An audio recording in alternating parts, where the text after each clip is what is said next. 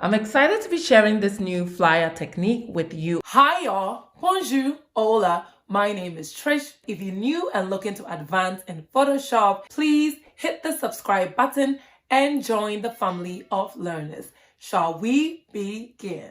So the first thing is to set a gradient background. So we're going to go to our adjustment and choose gradient. And we're going to click on our gradient color options.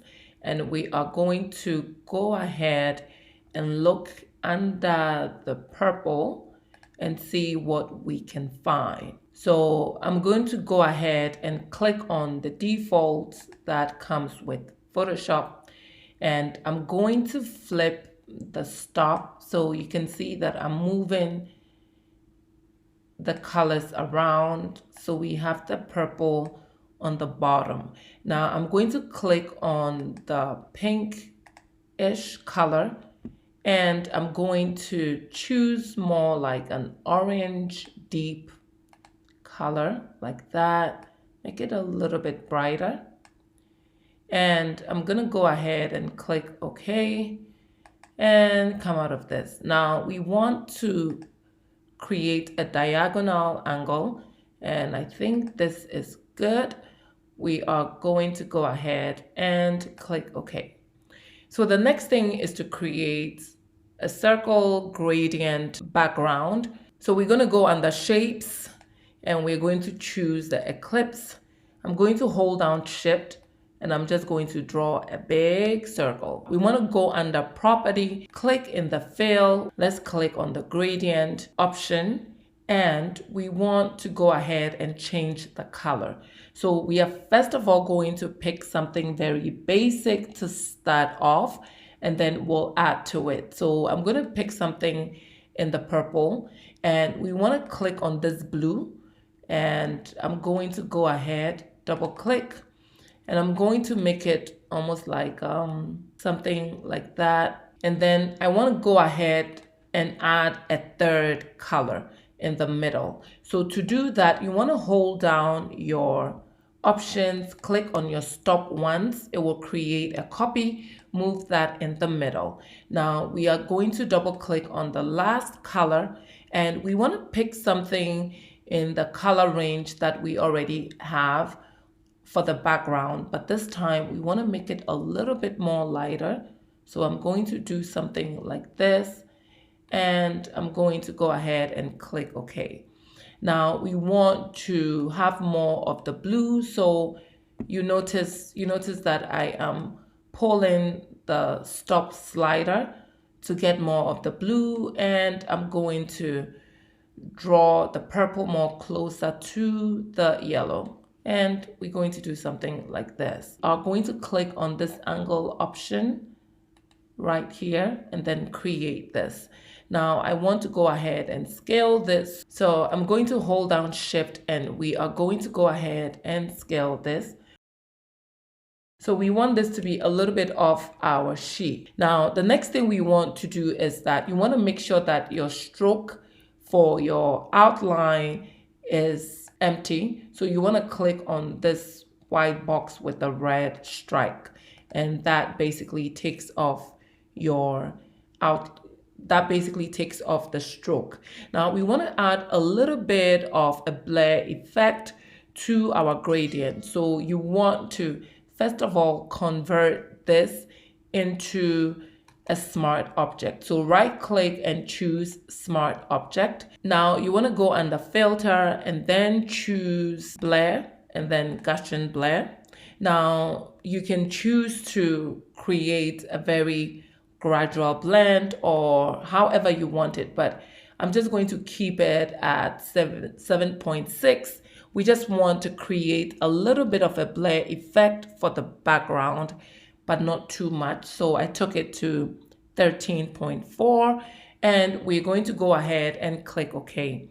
Now we want to add one more background effect. So I'm going to go back to my shape and I'm going to hold down Shift to draw a circle, an even circle. And I'm going to add another gradient effect. So we are going to go ahead and click on the fill and choose the gradient. And now this time I'm going to choose this orange, and I'm going to click on the purple, and I want to change the purple color to another orange, but this time a deeper orange. So we have something like this. And I'm going to click OK. Now for your fill, you want to make sure that it's empty, and so we don't have any outline around our fill. I'm going to set it somewhere here. So you want to double click on your eclipse layer. The layer style comes up. Now we want to add an inner glow, and if you click on your options for your inner glow, you notice that I have increased my spread and my opacity is at 35, and I have my blend mode on screen. I'm now going to add a shadow, and I'm going to double click on it. So you see that with my shadow, I have blend mode on normal, opacity at 51. And then you see that the size, I took it all the way to 250 because I want a very gradual blend in the background. With this settings, we're going to go ahead and click OK. Now we want to go ahead and bring in our subject at this point. So I'm going to go to my folder, and I'm going to go ahead and drag this image in. I'm going to double click. Now I just want to give you guys a heads up. This image, I can't give it out for free because it's my husband, and I'm not going to give out his photo. So please just use your own image. I hope you understand. Okay, so moving along, we want to first of all add some richness to this image. So you want to go to filter, go to camera raw filter, and we want to add a little bit more of a nice effect. So you want to basically increase your temperature a little and your contrast. And then for vibrance, you really don't have to, depending on how your image looks like. But this is good enough. And we are going to take off the background. Now, there are a couple of ways to take off the background. I think y'all should know this by now. So you can use the quick selection tool under your property, but for those who don't have a newer version, I'm going to go with the quick selection tool, and I'm going to click on select subject, and Photoshop basically will cut out my subject for me. And you basically go under your layers panel and add a layer mask. So it basically takes off the background for you. Now, if you have a very old version and your subject selection is not as good as mine, I'm going to put another link in the description below so you can look at another alternative when it comes to taking off the background of your subject. So with that said, we want to go ahead and move on. So I'm going to use my move tool, and I'm going to set my subject down here like that. I'm going to scale him just a little. I'm going to double click to accept it. Now we want to go ahead and add a background, a border.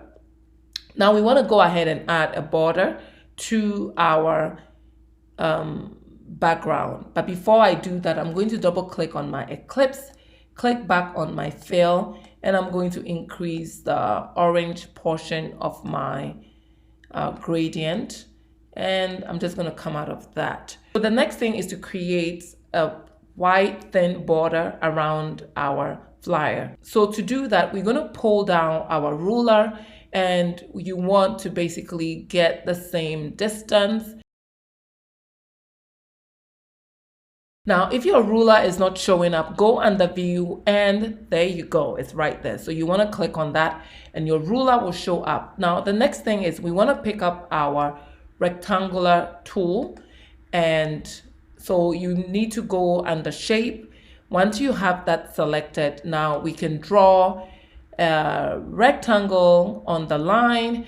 Now you notice that with the stroke, we already have a stroke effect, so we are just going to increase our stroke thickness. We're going to choose like a 4 pixel, and we want to leave our fill empty. Now I'm going to come out of this so you can see it.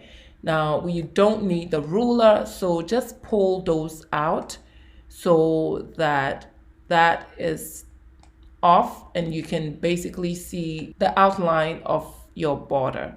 Now we want to increase the thickness a little, so go into your layers panel and select that layer, and maybe we'll take it up to about 7. I'm gonna click OK and come out of it. So this looks good.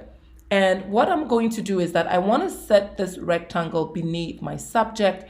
So move that layer below your subject layer. So with this set, the next thing that we want to do is that we want to add a few more effects to our background. So I'm going to go into my working folder and I'll make all of these available for you to practice by yourself. So I'm going to drag in this image that I pulled online, and is basically a dotted grid.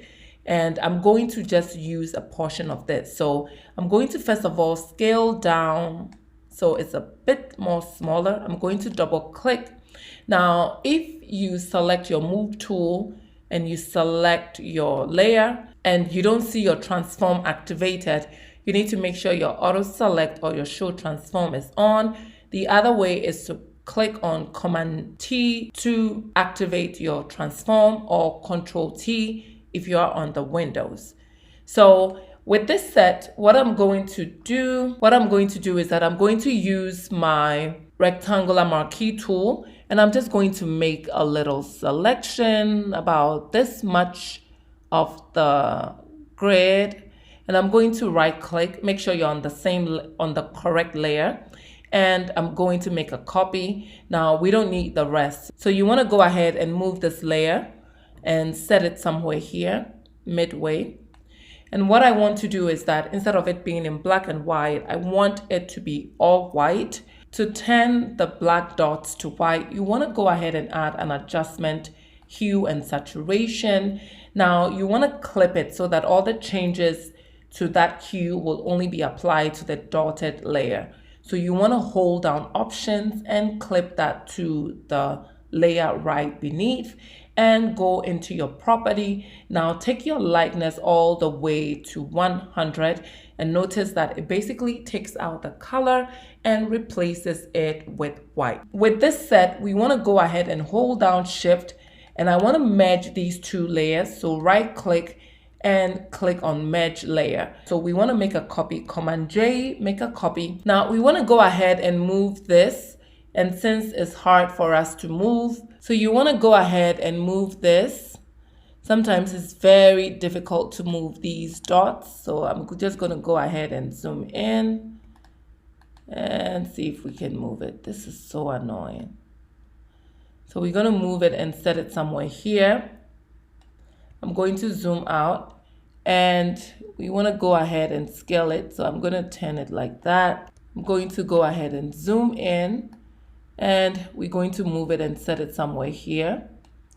I'm going to go back and zoom out so we can see everything. Thing we want to add is some stripes. So I'm going to go to the folder and bring this in, and we are going to set that right in the corner here. And I'm going to go ahead and scale it down so we have something like this. Double click to accept it. Just like we did with the dots, we want to make this white. So you want to make sure you have that layer selected, go under your adjustment, and you want to add a hue and saturation. Now we want to make sure that we hold down Options, clip that to the bottom image only, the bottom layer only. Now take the lightness all the way. Now you see that you have your black turned into white. Now we want to select both the hue and the layer. So hold down Shift and select both. Now we can merge it. So we have one image that we can use. So I'm going to go ahead and make a duplicate, Command J, make a duplicate, and I'm going to turn off the top one. So the bottom one, we want to basically cut out a circle for the corner. I'm going to go ahead and pick my marquee tool, Eclipse, and I'm just going to go ahead and make a circle. I'm going to right click and make a copy from that layer and turn off the original since I don't need that anymore. So with my move tool, I'm going to go ahead and move this. So you might have to zoom in because it's difficult to move it from afar. You might have to zoom in to be able to move that shape. And I'm going to zoom out so you can see it. So this is how it looks. Now we want to add some in the corners of our flyer. So I'm going to go ahead and turn this one on and zoom in, and I'm going to go ahead and set that right there. And I'm going to click on my subject and move my subject out a little. Now I want to go ahead and zoom in and actually click on this image, which is all the way above. And we want to move that below our subject layer. And so we have that in the background. Now I want to go ahead and make one more copy of that layer. So Command J, make a copy. Now we want to go ahead and move that layer. You want to click on that layer. You might have to zoom in to do it. And I'm going to set that right here. I'm going to go ahead and pick my rectangular marquee tool and just make a little selection outside of my border. I'm going to right click. Oops, you need to make sure that you are on the right layer. And we're going to right click, make a copy. Now we can turn off the other one. We're going to zoom out. And this is what we have in terms of our background. Now, the next thing to do is just go ahead and add your text. So we are going to click on our type tool and we're going to pick our horizontal type tool. Make sure your foreground is white. And if it's not, you can click on your default foreground and background little icon and you will be able to toggle between to get the white to show on top. Now we want to go ahead and type in the word wisdom, and I'm using the Scriptina font. So I'm just going to type in wisdom.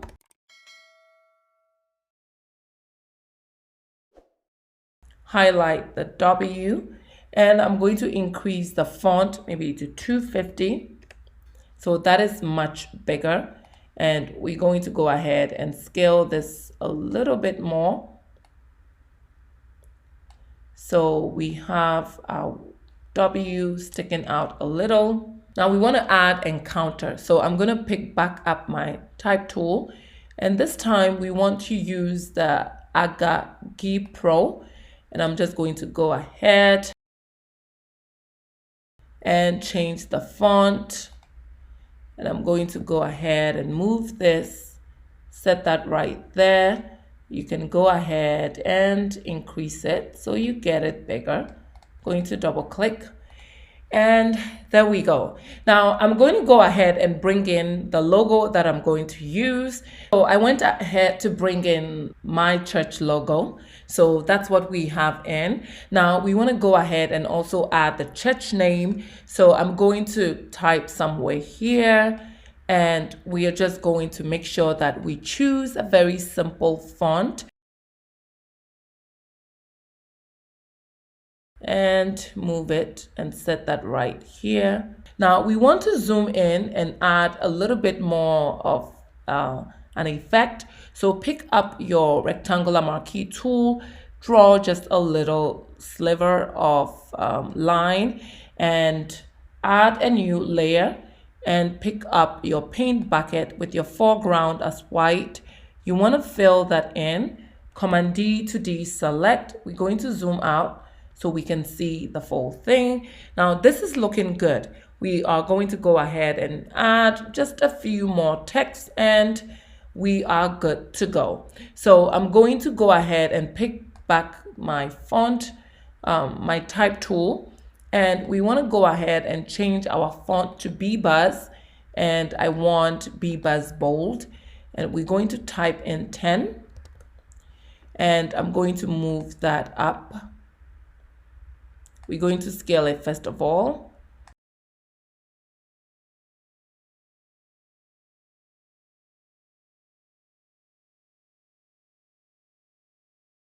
So the next thing is go back to our folder and we're going to drag in the zoom icon that we're going to use. So we're going to scale it down and we are going to set it somewhere here.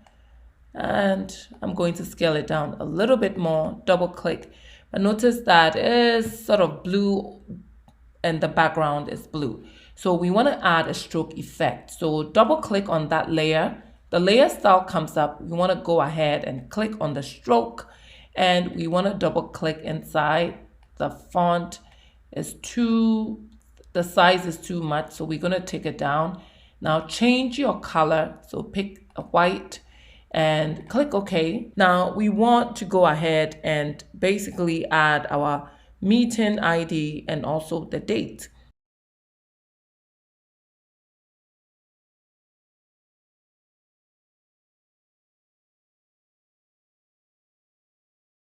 So the last few things that we want to add is go back to your shape. And now you can add a little bit more effect if you want. So I'm just going to draw a little rectangle and we are going to go into the fill and fill that in. We already have a white outline and I'm going to hold down shift to turn it around, zoom in and double click to accept.